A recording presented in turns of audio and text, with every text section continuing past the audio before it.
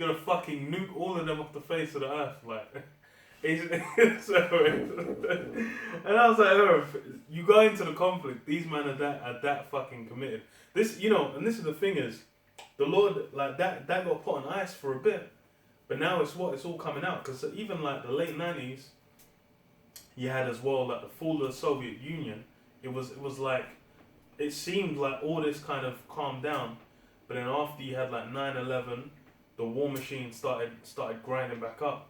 And then the economic collapse, and it's like, hey, it's everything's being prepared, for this time, man, for things to go down. Cause okay, let me find the bit that I was looking for. Okay, so it says Boris Johnson also I skipped down a bit. Boris Johnson also condemned the violence. The UK Prime Minister wrote on Twitter, "I am deeply concerned by the scenes of violence in Northern Ireland, especially attacks on PSNI, who are protecting the public and businesses.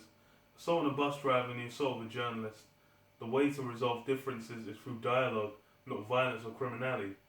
My nigga, if saying that was enough, then you wouldn't have needed like the fucking Good Friday Agreement in the first. These guys are some irate Irishmen. So it says the Irish Foreign Minister Simon Courtenay said, "Calm and positive leadership needed from all." Footage circulating on Twitter appeared to show the bus being petrol bombed while still moving. This is what, like, bro, where, man, in Europe, where the fuck, or America, where, man, petrol bombing just buses that are moving? You used to have little old ladies on there and shit, and man's just petrol bombing. These guys are crazy, while still moving, with about a dozen masked people, including some who seemed to be children, being cheered on as they ran from the scene. The driver was reportedly uninjured. Yeah, so it's like, what? Stormfront Infrastructure Minister Nicola Mallon told the BBC the bus driver was shaken, but thankfully he wasn't hurt, and thankfully there were no passengers. There's no passengers. So yeah, that's how wild it's getting. And that's the thing, it's not even something that's just limited to one area. In general, in Europe, I think, where is it? There's a few countries in Europe where they're doing. Recently had something with the police. Yeah, because of the lockdown or something like that. Yeah, I think the restaurants, Italian restaurants. Italian restaurant. There's a few because it's like, I think the Swiss were doing it. There's more like at Spain was doing it. Maybe France even as well. France was doing like them man were doing the yellow vest for like over a year. Okay, yeah. Before lockdown anyway. So them man have just been like on it, and the thing is they've been having that enforcement on them as well, because they had from way back when they were getting the terror attacks way back. They had people just like police officers, military really, just personnel, snipers, all that. Belgium as well. So it's all this it's been building up, man, and you can see when you go into you got something? Yep, I got a precinct. Going into dealing with the Irish. Daniel's 2:40 says, "And the fourth kingdom shall be strong as iron, for as much as iron breaketh in pieces and subdueth all things, and as iron that breaketh all things shall it break in pieces and bruise." Alright, and the fourth kingdom is being spoke of right here is dealing with Rome, alright, the Roman Empire, because they had a mighty army. Alright, and when you really deal with the statue in itself, it goes from gold, silver, brass to iron. Alright, and what you find is the gold is a superior in terms of value. The statue from top to bottom decreases in value, but it also increases in density as you go down the statue. So gold is the least dense, most malleable metal basically, but it's the most expensive, and so on and so forth till you get down to iron. So iron in that has great strength in its density. This density basically represents the military might and also the great expansion of that kingdom. All right. So that's why it says, and as iron that breaketh all these shall it break in pieces and bruise. All right. And whereas thou sawest the feet and toes part of potter's clay and part of iron, the kingdom shall be divided. All right. So that's what's as you were speaking about the different things going on. That's the division being shown forth in his kingdom. All right, dealing with NATO and the EU. There's a great divide between the nations. All right, and the potter's clay and the iron is basically really talking about the pigs. Portugal, Italy. Portugal, Italy, Ireland, Greece, and Spain. They're the weak parts of the NATO and the EU. All right. So reading on it says, and there shall be in it of strength of the iron. We deal with nations like Germany, France, the UK. All right. For as much as thou sawest the iron mixed with miry clay, and as the toes of the feet were part of iron and part of clay, so the kingdom shall be partly strong and partly broken. And whereas thou sawest iron mixed with miry clay, they shall mingle themselves with the seed of men, but they shall not cleave one to another, even as iron is not mixed with clay. And that's where you get the Brexit as well. Brexit is proof of that. All right, they didn't mix, and even now you're having an outfall of all of that right now. Most of the agreements being sought out right now. You have something going on. I recall with dispute dealing with the English Channel, and you got different things going on over there in terms of the fishermen. They're finding out the deal that they thought they were gonna get isn't working out the way they thought it'd work out, and even so, a lot of countries that used to profit by going down to the English Channel and basically, let me even say it like this. Actually, the nations that used to go down there, I believe it's the Dutch and the French, they basically used to go down to the English Channel to do their fishing. They can't go there no more. And to the point where England has had to dispatch the Navy, submarines and whatnot and ships, basically to cordon off that land, that sea, sorry. Their partition of the sea. So now you're having disputes break out between the Dutch and the French that could also lead to a little skirmish or battlefront playing out, all right? So that really just shows you the divide, just as you said dealing with Ireland, the divide between, you was talking about Northern Ireland and Ireland, right? It's the same thing. All across the board, you're having these different skirmishes break out, but this is all prophecy playing out. And this really just shows you what time we're in. We're in the time of the end, all right? There's no two ways about it. You got something? Yeah, Matthew 12:25. And Yahushua knew their thoughts and said unto them, every kingdom divided against itself is brought to desolation, and every city or house divided against itself shall not stand. And if Satan cast out Satan, he is divided against himself. How shall then his kingdom stand? Yeah, and that's what really has been witnessed for the longest, man. Because even you go back to like even World War One, World War Two, Esau's got a long history of just warring, skirmishing between all these different nations. That's how Esau gets a lot of shit done. Esau's his blessing was sword. War is that's in his nature, man. That's how he gets down. He destroys, he robs, he steals. So that's what you've seen, and that's why his rulership's decaying, eroding away. That's this guy's dreaming of going onto Mars or wherever, going into space, and then colonizing that and destroying that as well. But this guy can't even build a sustainable kingdom. You can't keep what he's got going on Earth running, man. This guy is there's things you need. It's like trees, water, like you need air, water, food, all these kind of basic things. This guy can't even run the planet to where these things are not an issue. Niggas charging you to drink water and shit. But then he's polluting all different kinds of water sources. He's destroying, forests and whatnot, and natural habitats and environments you kind of need for the world to run. Then it's like go on. You know what I'm saying? This guy doesn't really understand how he it says he's wiser than Daniel. But his nature is destruction as well. even if it's like, you might just think, oh, well, you know, don't need this. So he's going to come in and basically destroy it or utilize it in some unsustainable way. But then what? In the end, it all comes back to bite you in the ass, man. Because what? It's all, you know, all that death and destruction that you're bringing, it's being suffered. Quick precept to back up your point. God. Revelations 11:18, and the nations were angry, and their wrath is come, and the time of the dead, that they should be judged, and that thou shouldest give reward unto thy servants, the prophets, and to the saints, and to them that fear thy name, small and great, being the elect of the nation of Israel. And that's the point.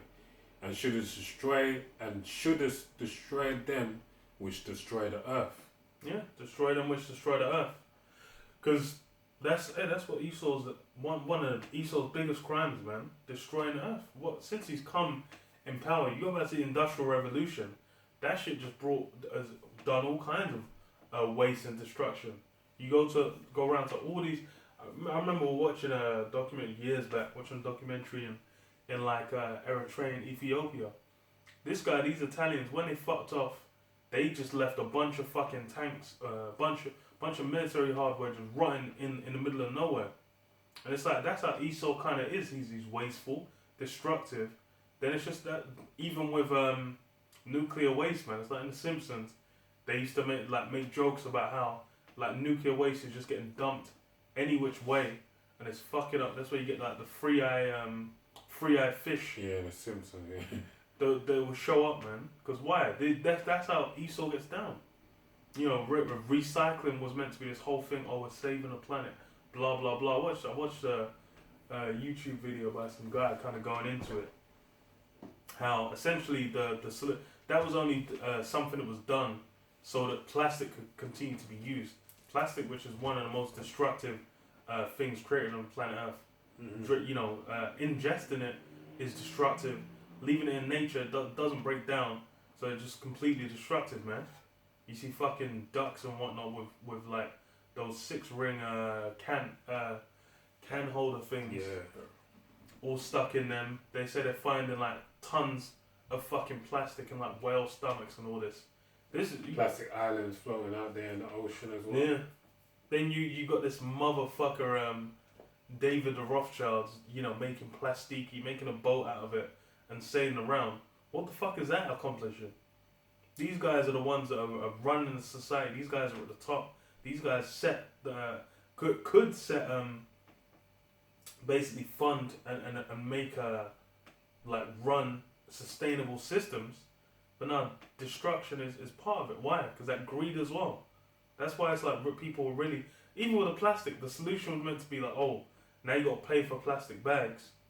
They ain't fucking stop shit. Yeah. Everyone and their grandmother's got a fucking 10 drawers full of fucking plastic bags. Because every time they forget one, they have to pay 5p for another one. Ain't stopping them using it. It's just made it where capitalism. Yeah, made it monetize it. Which probably was really on the agenda. Yeah. I've got another precept to back up your point. Yeah. So this is Isaiah 24:6. It reads, therefore have the curse. Let me read from verse 4 actually, it's luckier. The earth mourneth and fadeth away. The world languisheth and fadeth away. The haughty people of the earth do languish. And I hate you when you always find people online that will say, yeah man, we fucked up. We ain't done shit, man. We didn't do nothing. Didn't create plastic. The elites of this world basically did that. The Edomites, man, they did that. Alright, and in doing so, what did they bring forth? Wickedness. That's why these curses. But then guess what? Hey, just like Malcolm X broke it down, you got house niggas and you got field niggas. So when you hear someone talking about that whole, we messed up the earth, you're basically taking on Jake messed up the earth. No, you have Jake that basically say like, we messed up the earth. Yeah, like everyone. No, you didn't.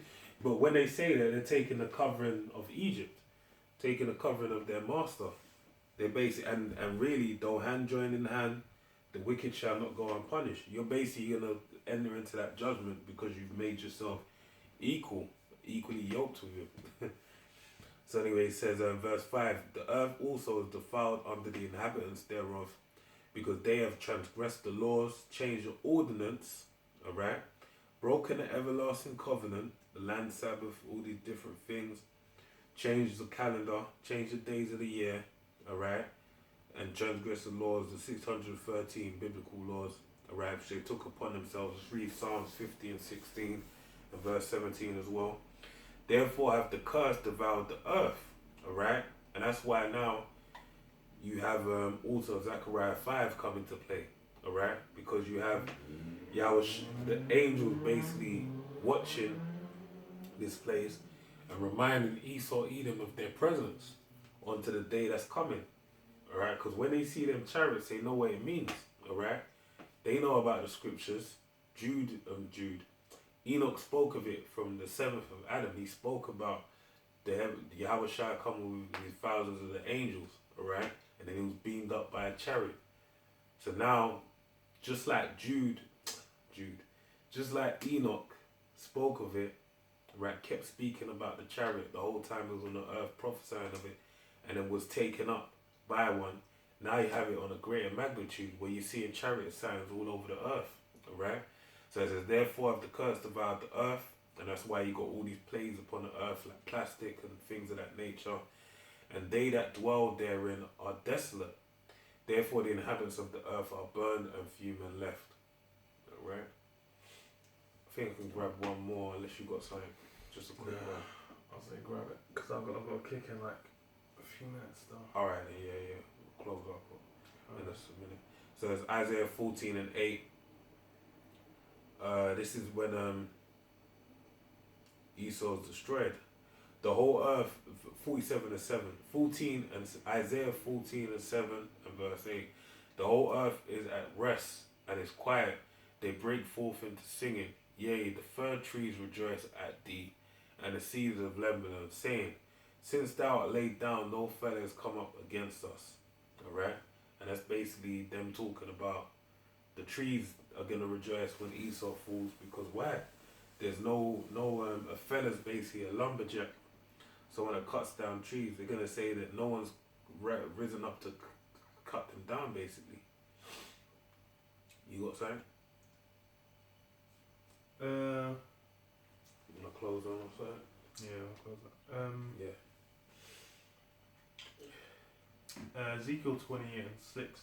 Therefore, thus saith the Most High Power, because thou hast set thine heart as the heart of the Most High. Behold, therefore, I will bring strangers upon thee, the terrible of the nations, and they shall draw their swords against the beauty of thy wisdom, and shall defile thy brightness. And they shall bring thee down to the pit, and thou shalt die the deaths of them that are slain in the midst of the seas. Yeah. So that's Esau's. He's filled with pride. Right now he's able, the planet's moving under his vibration. But all these things are being set up, what, for a purpose, man? Like it goes through early in that chapter, it's like, what? Esau's got his riches, he's filled with pride. Because why? All these plans are moving, man. He's been able to dominate the earth for, that little season that's mentioned in Revelation. But what's going to result in this? It's going to result in this place, nukes flying, man, on America, and judgment on Esau, and Esau going into hardcore bondage, man. Can't. But yeah. Close it up. Leave it on that. Yeah. So yeah, Shalom, Yabashim Yashai, Bashim Kadash Rakata. Shalom, Yahweh Shem Shai, Basham Rakah Kudash, Shalom.